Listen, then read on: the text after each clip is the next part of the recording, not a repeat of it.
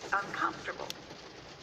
Do you have a friend or someone you know, and there's a subject that you both come to often, and so you discuss it fairly frequently, and you have opposing points of view?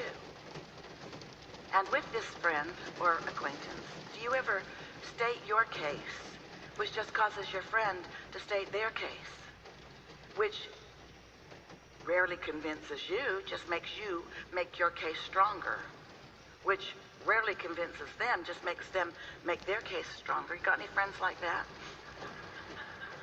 So you just keep getting more and more tense when you're on that subject. You know what we're talking about? Well, we would like you to understand that you're doing that just with you all the time. It's you and you. It's your desires and your beliefs at odds, just like that. I want this, but, you say. And the more you say you want it, often the more you but it. And the more you but it, the more you launch rockets of desire. So your desire gets stronger, and often so does your resistance. Don't do that. Other than the increased drama, you really like to conquer things, so you make big problems so that you can conquer them, so that you can claim you've conquered them. And we say, it is a form of creation, it's just going about it the hard way, don't you think?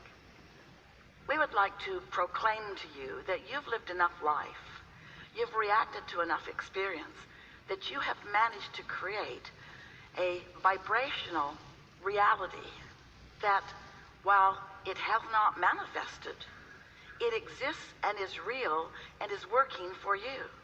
It's there for you, and you can sense it and feel it, even though you may not yet be able to see it, hear it, smell it, taste it, and touch it. And because you're human, that's a good thing.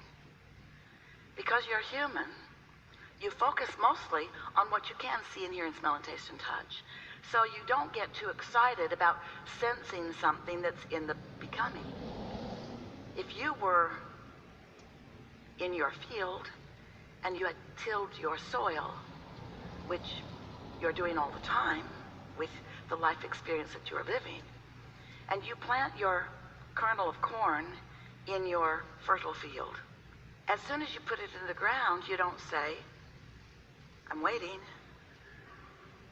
You don't say, okay, I'll give you 10 minutes.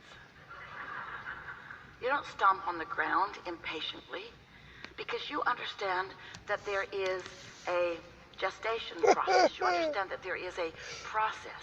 And you know that you've put it there, and as you're tending to it, it will do what it naturally does.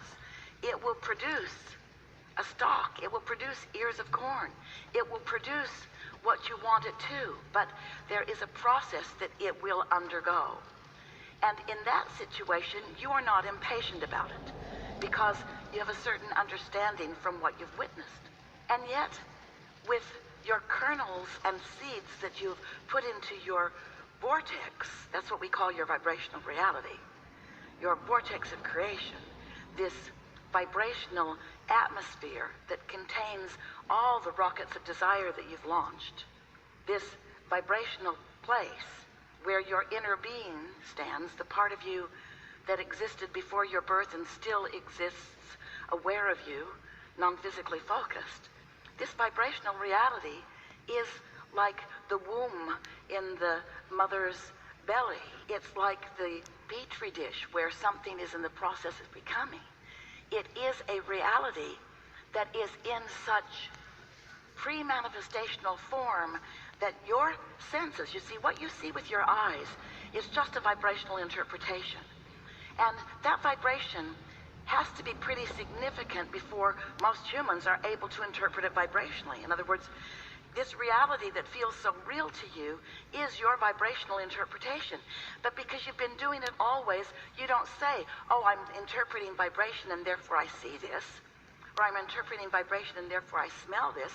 You mostly don't even consider the fact that you vibrationally interpret things different than other species around you. Your dog vibrationally interprets things, so therefore can smell things that you can't or wouldn't want to smell. And you don't say, "Stop it, you little faker." You accept that the dog is onto something. And so we want you to know that you can be onto things like your dog is onto things. You can get better at vibrationally interpreting things so that you can... We all vibrationally interpreted that.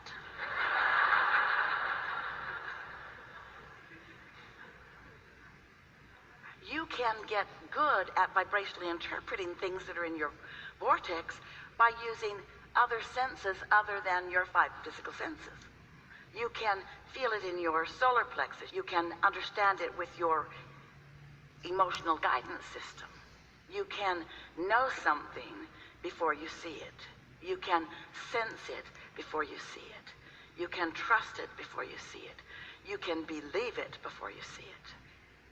You can believe it by showing yourself, by paying attention to how you feel, and then noticing the manifestational results. There are two ways of knowing how you're doing vibrationally. There are two ways of knowing what you are vibrationally accomplishing. One is by the way it feels, and the other is by how it manifests. The manifestation we call post-awareness, post-manifestational. It manifested and then you saw it. Good for you.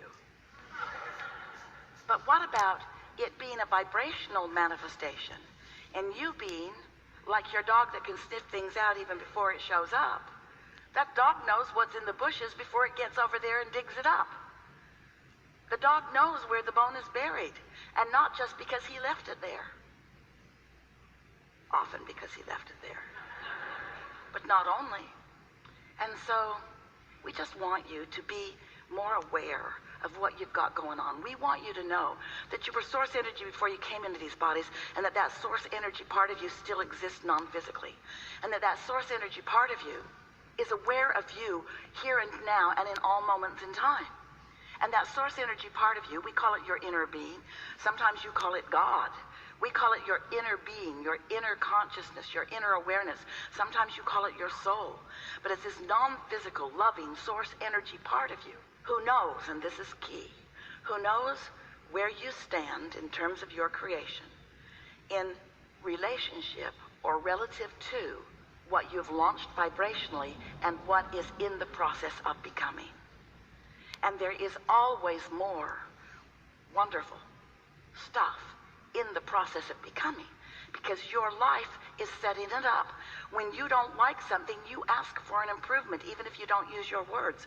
When you're rude, you want to be nicer. When someone else is rude, you want them to be nicer. When you don't have enough of something you need, you ask for it. When you have something you don't want, you ask for the healing or the improvement. You have a vibrational reality of wonderful stuff that is available to you, so much more readily available to you than you mostly allow yourself to let it be, because you want to see it before you believe it, and that's what's hanging you up. You got to sense it, you got to trust it, and that's why we are here, to help you know about the laws of the universe, to appeal to your reasoning powers, to understand that there must be something more than what you see in your physical bodies that this world is about. You're brilliant and you're beautiful, but the whole bunch of you haven't managed to scrape a bunch of Earth together and launch another planet into orbit. There's way more going on than what you are translating with your physical senses, and we want you to get in on that. We want you to feel the whole power of who you are. We want you to be your total being, your total self. We want you to tune yourself to the frequency of who you really are. And that doesn't mean we want you to leave your physicality. That does not mean that we want you to leave your relationship with contrast. It doesn't mean that we want nothing to ever go wrong for you. We like that. Boom, boom, boom. We like things going wrong for you because that's the contrast that helps you to personally identify your unique and important preference.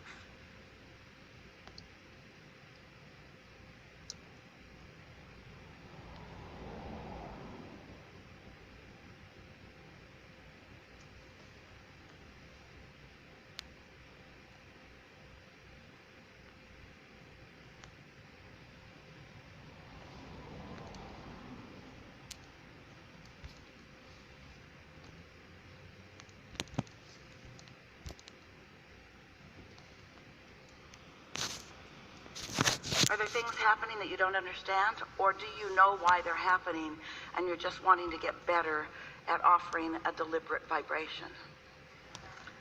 That's mostly it for you, isn't it? Life does keep happening, doesn't it? Because life keeps responding to vibrations that are already in motion, to patterns of vibration. That's what a belief is, you know.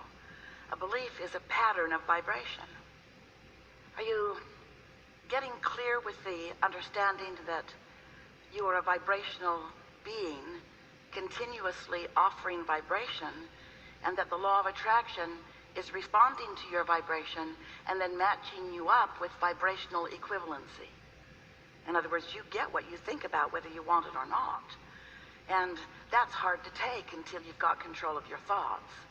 And you know what? You're never going to have control of your thoughts, not completely.